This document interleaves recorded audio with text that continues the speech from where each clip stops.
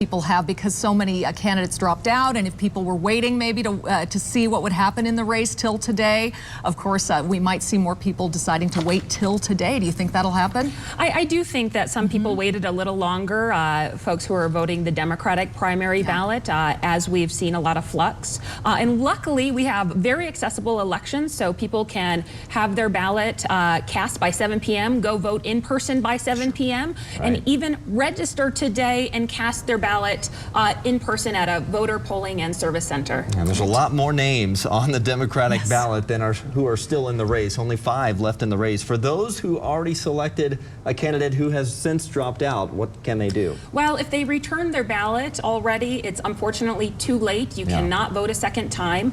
But if you voted your ballot and you are holding on to it, you can actually cross off your initial selection and fill out a new selection, or you can go vote in person, get a new ballot at one of our polling centers.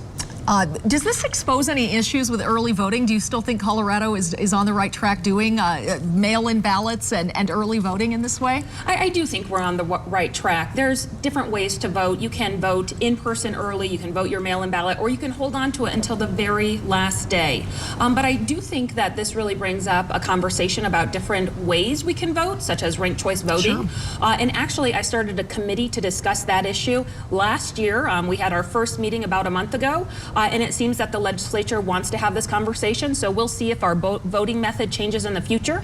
But for today, Coloradans just need to get their ballots in, have their voice heard by 7 p.m. And you can find all the information you need about ballot drop boxes or in-person voting at govotecolorado.gov. 67 delegates up for grabs today, and I know it's a busy day, obviously, for you. You'll be spending most of your time with the cybersecurity team, right? That's exactly right. We partner with the Colorado National Guard and create basically a cyber response